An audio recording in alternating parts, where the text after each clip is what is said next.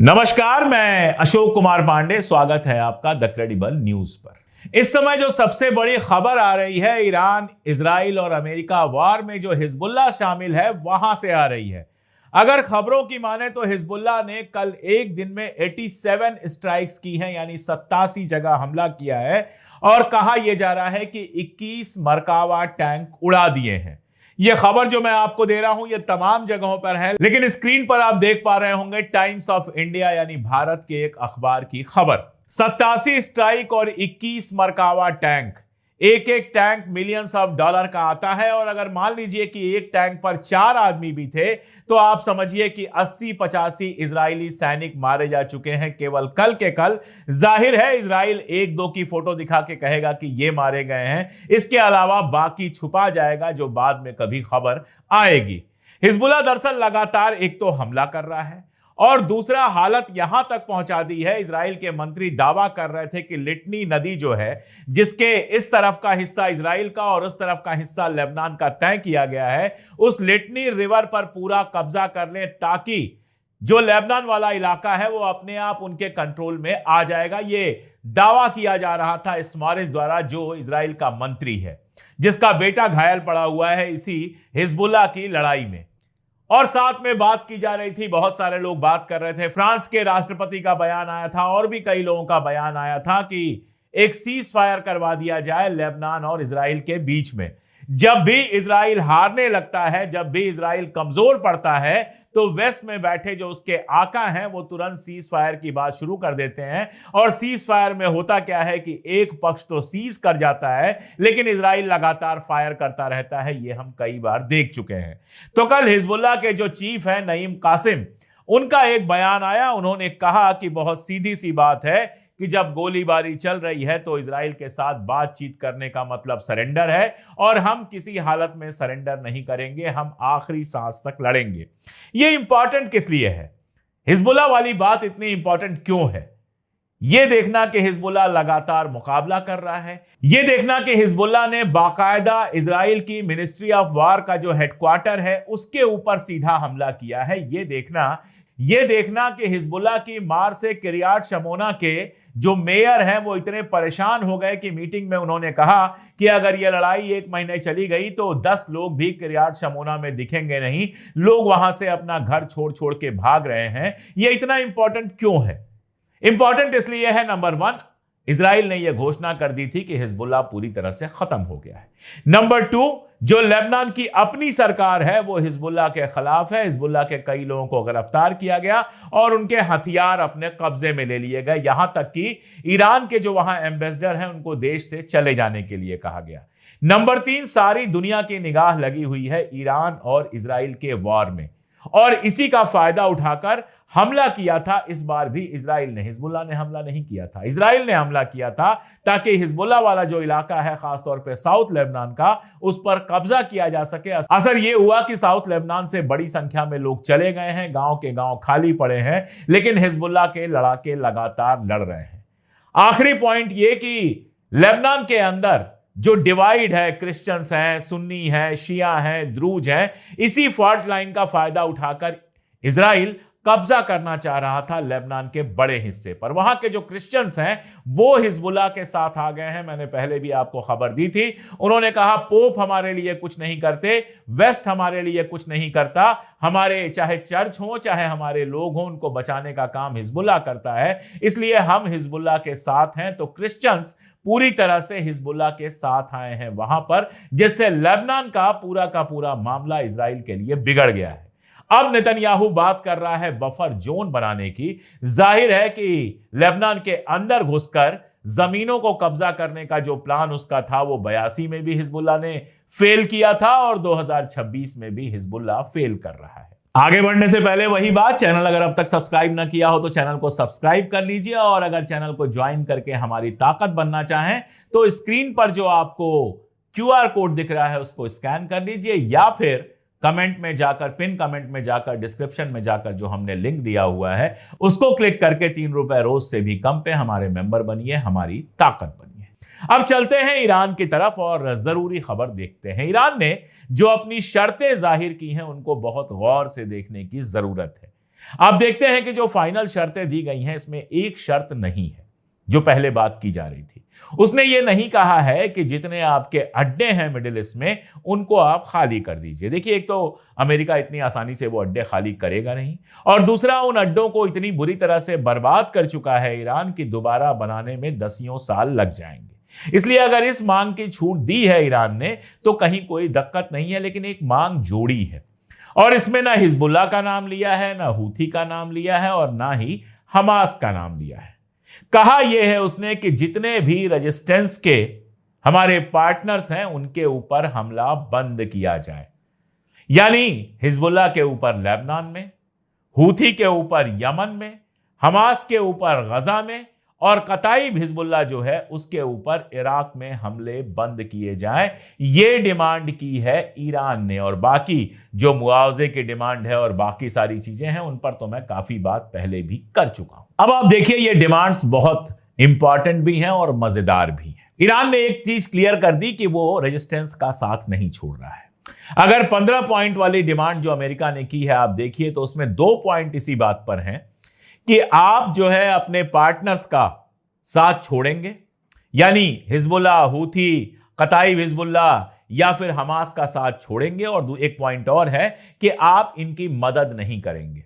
यह डिमांड मानने की जगह ईरान ने बिल्कुल साफ किया है कि इनके ऊपर हमला बंद किया जाए, यानी बहुत सीधी सी बात है कि वो अपने रेजिस्टेंस पार्टनर्स का किसी भी हाल में साथ नहीं छोड़ने वाला है। वो जानता है कि जिस तरह का अरब वर्ल्ड है, जिस तरह का मिडिल ईस्ट की दुनिया है, उसमें इनका साथ में रहना बहुत जरूरी है। अगर हिजबुल्लाह नहीं होगा तो लेबनान के ऊपर चढ़ाएगा इजराइल, अगर हूथी नहीं होगा तो पूरे यमन में सऊदी अरबिया समर्थित जो सरकार है वो बन जाएगी, अगर हमास नहीं होगा तो गजा की लड़ाई खत्म हो जाएगी, और कताइब हिजबुल्लाह सबसे बड़ा आप कह सकते हैं ऑर्गेनाइजेशन है इराक में जो ईरान के लिए काम करता है। सीरिया पहले ही जा चुका है, इसलिए इराक और हिजबुल्लाह में ईरान का असर होना बहुत जरूरी है फ्यूचर में ईरान की सेफ्टी के लिए।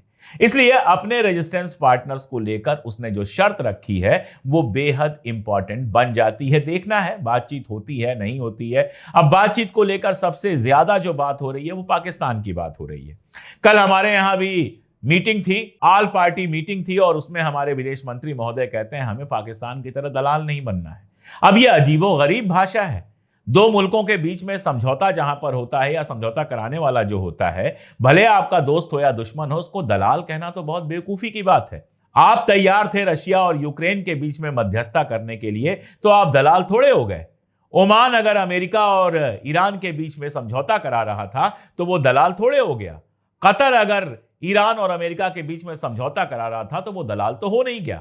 और आज ईरान में जो हालात हैं उसमें कोई समझौता करा सकता है तो सिर्फ और सिर्फ रशिया, क्योंकि बाकी किसी में इतना दम नहीं है कि समझौता करा सके। तो उसको दलाल कहना अपने आप में बेवकूफी है। ठीक है, आप नहीं चाहते हैं दिल्ली में मीटिंग हो, या आपके चाहने के बावजूद दिल्ली में मीटिंग नहीं हो रही है, यह आपकी डिप्लोमेटिक प्रॉब्लम हो सकती है। आप जब इस जंग के ठीक पहले इजराइल जाते हैं और इजराइल का समर्थन कर आते हैं तो जाहिर है ईरान आपके ऊपर शक ज्यादा करेगा।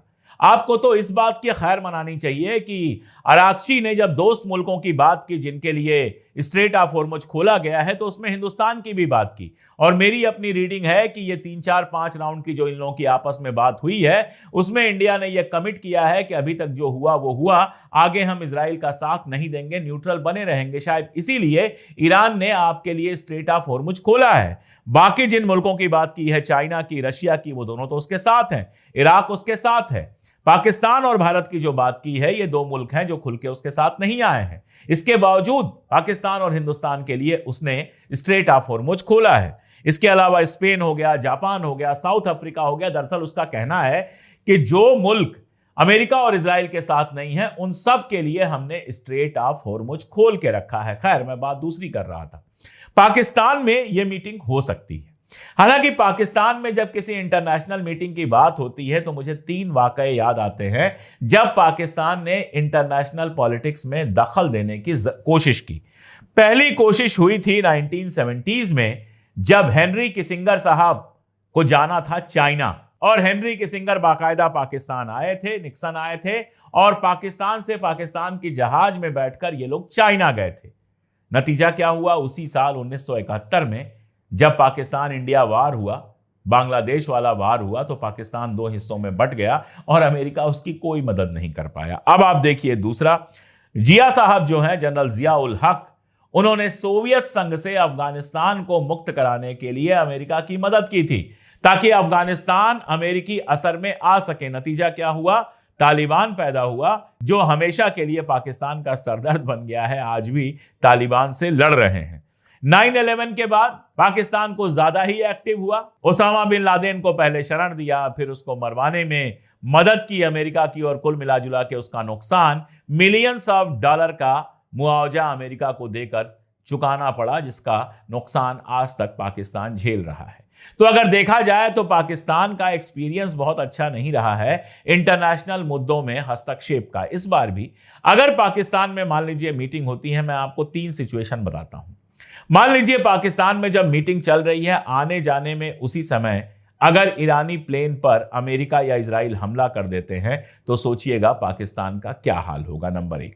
नंबर 2, मान लीजिए बातचीत होती है और बातचीत टूट जाती है, उसके बाद अगर अमेरिका और इजराइल पाकिस्तान से कहते हैं कि इस जंग में हमारा साथ दो, ईरान पे अटैक करो, तो पाकिस्तान क्या करेगा? अगर ईरान पे अटैक करता है तो चाइना से दुश्मनी हो जाएगी, नहीं अटैक करता है तो अमेरिका और इजराइल उसको दुश्मन की तरह ट्रीट करेंगे। दोनों तरह से परेशानी है।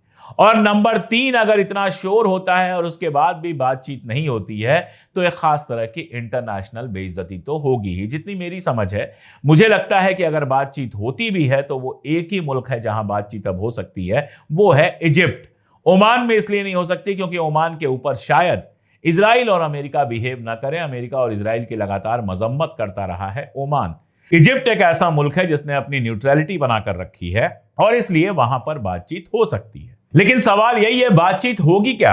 क्या बातचीत में ईरान की शर्तें अमेरिका मानेगा? यह सबसे बड़ा सवाल है, क्योंकि अमेरिका की शर्तें ईरान नहीं मानेगा, ये तो सब जानते हैं। अब आप कुछ बयानात देखिए जिनसे अंदाजा लगता है कि आगे क्या हो सकता है। अचानक से यह खबर आई कि नेतन्याहू ने अपनी सेना से कहा है कि ईरान पर हमला बढ़ा दो और अगले 24-48 घंटे के अंदर ईरान के आर्मी के जितने इंस्टॉलेशन हैं सब खत्म कर दो। क्यों कहा है? क्योंकि उसको डर है कि अगले 48 घंटे में ट्रंप इस जंग से बाहर निकल सकता है। हालांकि बहुत कम प्रोबेबिलिटी है इसकी, लेकिन ट्रंप बीइंग ट्रंप, कोई नहीं जानता है कि वो क्या सोच रहा है। शायद नेतन्याहू ट्रंप क्या सोच रहा है इस बारे में हमसे आपसे ज्यादा जानता है। अच्छी बात होगी, बहुत अच्छी बात होगी अगर अगले 48 घंटे में ट्रंप बाहर निकल जाता है, लेकिन हम भी जानते हैं कि लगातार आर्मी उसकी आ रही है और खार्ग आइलैंड पर कब्जे की बात हो रही है, ईरान के अंदर घुसने की बात हो रही है। ईरान ने कई वीडियो जारी किए हैं और बताया है कि अगर ये जमीन पर उतरेंगे तो उसका क्या अंजाम होगा।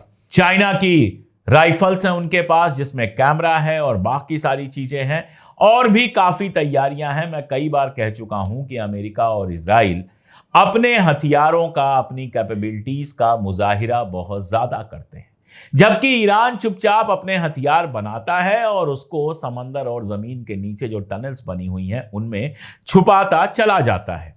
आप सोचिए, कल तक कहा जा रहा था कि ईरान के पास तो एयर डिफेंस है ही नहीं, और आज कंडीशन यह है कि 20 से ज्यादा अमेरिकन जहाजों को ईरान गिरा चुका है, और खबर यह आ रही है कि F-18 फाइटर जेट को गिराया है फिर से ईरान ने। आप अंदाजा लगा सकते हैं कि उसका एयर डिफेंस सिस्टम कैसे काम कर रहा है। रोज नए तरह की मिसाइलें इजराइल की तरफ जाती हैं, गिरती हैं जमीन तक, और कितना नुकसान हो रहा है उसकी कल्पना करना भी मुश्किल है।